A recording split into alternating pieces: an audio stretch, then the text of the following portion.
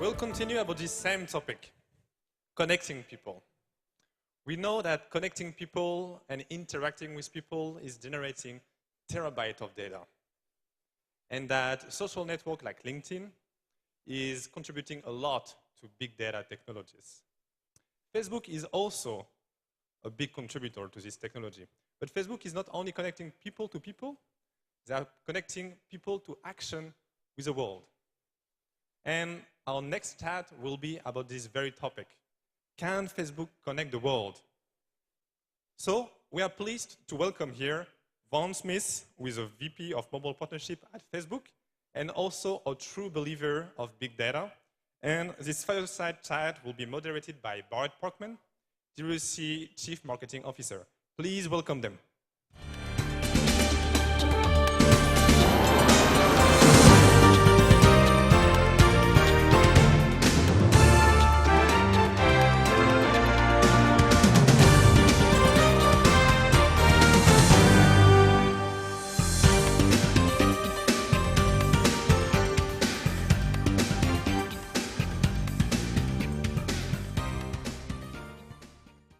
Good morning. So as you all should know by now, our conference theme this year is mobilizing the next 5 billion. I believe that there are few companies out there that are doing more to this theme, more to mobilize the next 5 billion than Facebook. And today I'm very delighted, very honored to be here to discuss that further with Vaughn Smith, Vice President of Facebook. So thanks so much for being with us here, Vaughn. Delighted to join. So actually last February, Mark Zuckerberg mentioned that his goal for Facebook is to connect the world, which is just such a huge, audacious goal. But actually Facebook is already doing a lot right now to connect the world. Bring us up to speed on kind of where Facebook is already today on that goal. Great. So we started the world as a small company 10 years ago with the mission to connect the world. And a couple of things happened recently that increased our focus on that. First of all, we've been working very hard in the last couple of years to make the transition from where we started life as a desktop company to where we are today as a mobile company with over 1 billion people using Facebook on mobile. And we also, as we reached that milestone, feeling sort of more comfortable in that transition, lifted our sights and said, okay, what are the best things that we can do to help the world? And getting the next 5 billion on the internet feels to us like a place that we can really do good and we can achieve some meaningful results. Mm-hmm. Absolutely. So over 1 billion mobile users already. So what is Facebook doing now to mobilize the next 5 billion? Great.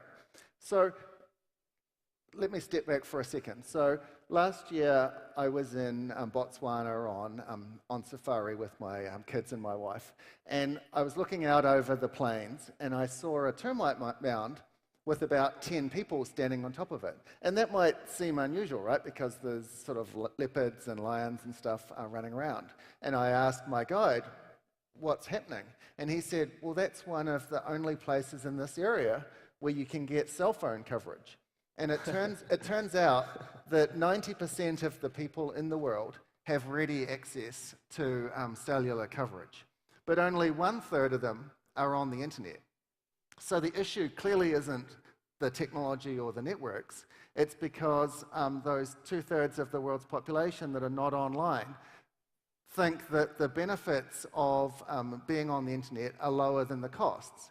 And so what we need to do is change both of those things. Mm-hmm. And we want to work with the industry to help explain why the benefits are greater and why the costs are lower. And the last comment I'll make is the reason that Facebook is so well positioned to help the industry with this is because, and I'm speaking generally for people that are outside China, but the first thing that people do, or the first reason that people tend to get on the internet, because they don't know what data is, they don't understand megabytes, but they do have friends and family that they want to connect with. And so Facebook turns out to be the primary reason that people start getting internet on their phones. And that's a great position for us to help the industry move more people online. Okay, so you're saying the primary barriers are lack of education or understanding of the value of the internet, which is kind of education, and then the other side is it's the high cost itself, Yep.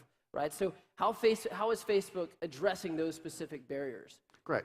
So as we looked at what we can do to most help the world, there are three specific things that we are trying to do. The first is to make applications use less data. And so our Android app is something that we've worked hard on in the last year, and we've got the amount of data that it uses down by over 50% in the last year. And we're opening a laboratory in Silicon Valley with Ericsson this summer, and we've been working with a whole lot of other developers to invite them to come in, because we've learned a lot of lessons in getting from sort of 0 to 1 billion people using our mobile apps. And we want to share those with other developers, because it's clear that if there is a rich developer ecosystem, then people will be more motivated to get on the internet. The second piece is, how do we convince people to try this? And because people don't understand data, they certainly are confused about megabytes, and it's not something they can touch and feel. And so the best way for them to learn about it is to try it. And so we are working with the industry to create options for free trial using Facebook and a small number of other services to get people on so that they see the benefits for them and they want to increase their use of the internet. Okay, so connecting the world, and obviously the objectives of internet.org specifically, it's, like I said, a huge task, and it's going to take a little while. Even as fast as Facebook moves, it's going to take a while. So I'd like to understand more of the short and midterm milestones that Facebook is looking to attain. Right. So I agree with you. This is a huge undertaking and one that we believe in passionately. Deloitte came out with a survey recently, and they were predicting that if we can get more people in developing countries on the internet, we can create in the order of 140 million new jobs, and we can lift 160 million people out of poverty. So these are like amazing motivations, even though it's a hard long-term task. But like you said, it's important to have short-term goals as well. One of the clear goals that we've set ourselves in the short term is to demonstrate conclusively to carriers that they can make more money by offering Facebook and a limited number of other sort of basic services for free as a way to get people to try the internet and to start using it. And the benefits for the carriers are, increasing their number of customers quickly and making more revenue. One example that we have from the Philippines that we're excited about, it's still early, but we're excited about initial results, are Globe offered Facebook for free. They doubled the number of mobile data subscribers, and we also, as part of this package, made it easier for those new subscribers to sign up for additional revenue streams from Globe.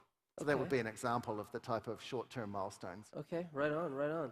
So I believe you guys are doing some cool stuff in the connectivity lab, right? There's something about drones. Where does drones come into all of this? So I want to emphasize that the primary, like I talked about, 90% of people in the world have access to cell phone or cell coverage. And so most of our effort goes into working with the mobile industry and developers to improve the experience for people in developing markets. But there are still 10% of people that don't have access to internet. And we and Google and other companies, Microsoft as well, are looking at options for us to improve coverage for those people. It's certainly not our primary business, but it's an area of innovation that we think helps the industry as well. Absolutely. And you just mentioned Google. So Google Loon has some similar objectives. Do you guys see these as complementary? Yes, absolutely. Absolutely. Although I would say that, again, our focus, one of the secrets to Facebook's success over the last 10 years has been we're very focused on the things that we think we do best, and we look to partner for everything else. And as we look at the opportunity for how to get the next 5 billion people online, and especially if we look just at the next 1 or 2 billion and the barriers that they face, we really feel like working with the mobile developer community and working with the carriers is the smartest and fastest way to get progress there. And what about for the people in this room? Is there any way, if they're really motivated by these goals of internet.org, is there any way for them to get involved? Absolutely. We're, after Mark talked at Mobile World Congress, like you said, and set out a bunch of our lofty, long-term goals, we've had a great response from carriers wanting to look at trials and working with us.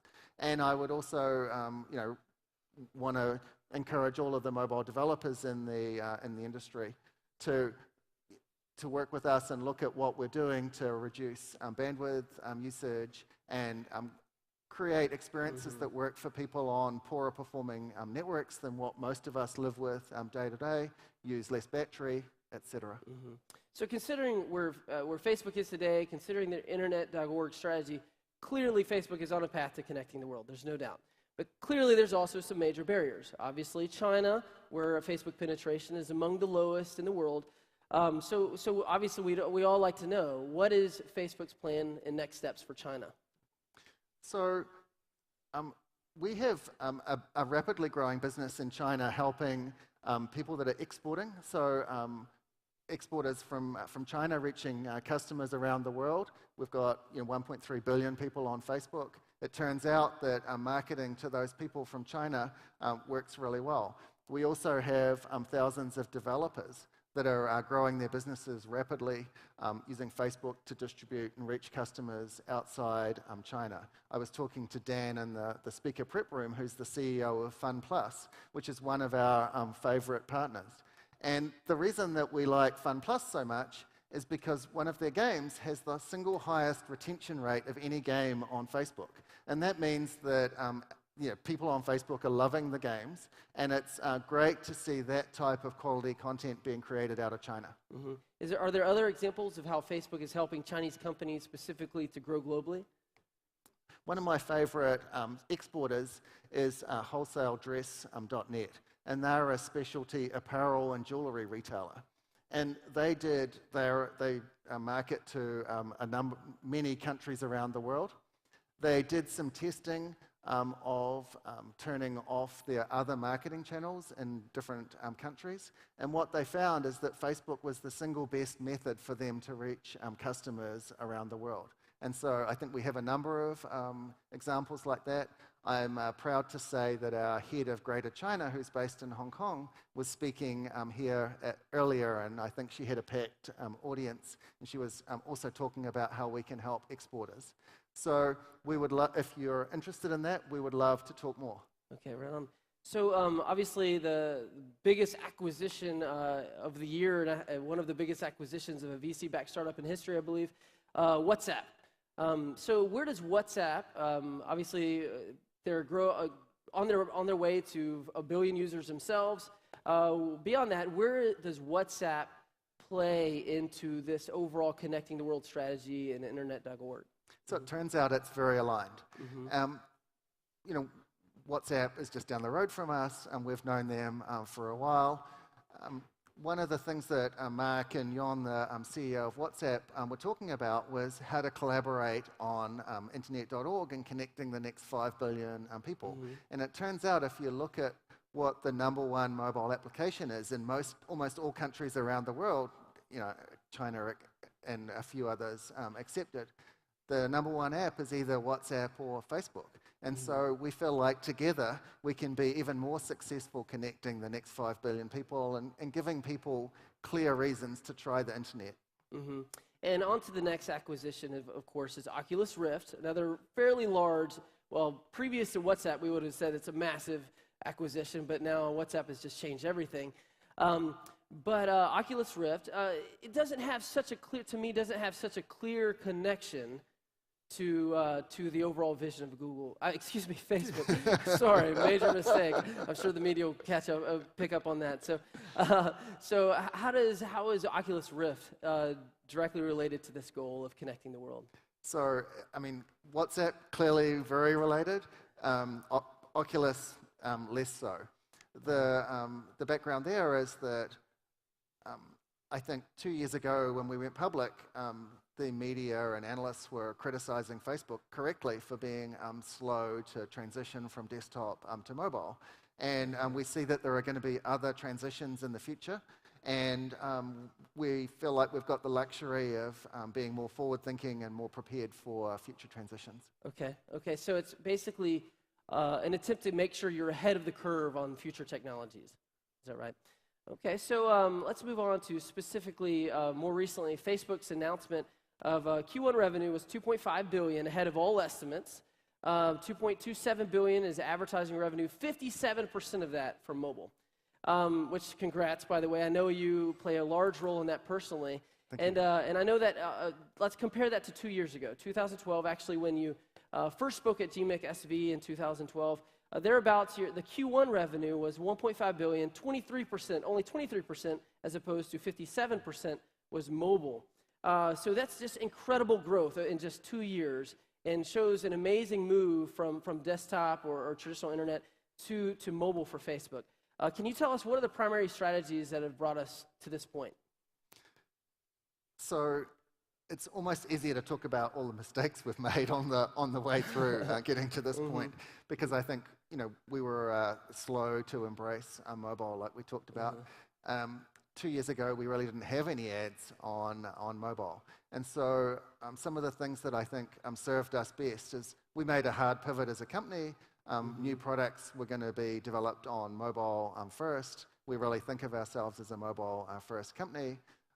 We're fortunate that Facebook just works better on mobile. If you are doing something cool, like speaking in front of a great audience like this, and you want to tell your friends and family about it, then we're a great way to do that. If you have a spare moment, you're waiting for a meeting or your car to arrive or something like that, you can check on what's going on in the world around you. Those sort of things work way better on mobile. And then lastly, to get to the scale that we have, we've had to pay a lot of attention to the mobile use all around the world. Africa, Southeast Asia, places that are pretty dissimilar to the day-to-day experience that we have in Silicon Valley. Okay, right on. So let's go bring it right back to the theme of mobilizing the next 5 billion. So let's dream to 5 to 10 years later, and let's assume internet.org and Facebook has been extremely successful, and literally billions more of the world's population are online. Can you give us some advice? What do you think the mobile internet is going to look like then? And specifically, how can companies in this audience who are developers, who have apps, who startups, how should they be preparing today for this massive influx of new users that are going to be coming online over the next 5 to 10 years? So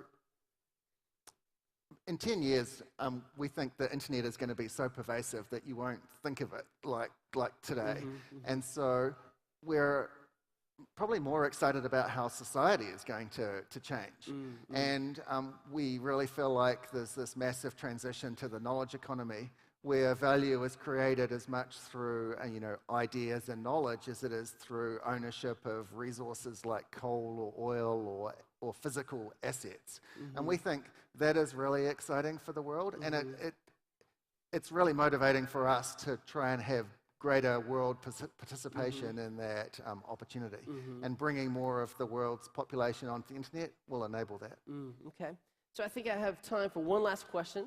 Many of the companies here are interested in growing outside of China and growing globally, and I know you work with a lot of companies that have those objectives, not only in China but in other countries. And we talked a little bit about how Facebook helps companies go global, but what other advice might you have for the people in this room that have aspirations of growing their company globally, and especially to the U.S. markets? Any advice for them? And to be honest, I just spur this on him right now, so we'll give him a minute to think about that. So, one of the best ways that you can grow globally is to reach the audience on Facebook. So that's my immediate response. I'll tell a quick story, which is if you're a developer and you have just built an iOS app and you go down and ask Apple, how should you grow globally? Their first piece of advice is go buy distribution on Facebook. So they're out there telling developers to use that approach. We're proud that we've Facebook has been responsible for over 1 billion app installs to Absolutely. date. That's a really rapidly growing opportunity that works very well. And so that would probably be my Absolutely. first piece of advice. But also delighted to talk to people that are grappling with that specific situation. Absolutely. Well, I believe that's all the time we have today. Again, our pleasure to have you here today, Vaughn. Thank you so much. Thank you. Great to be here.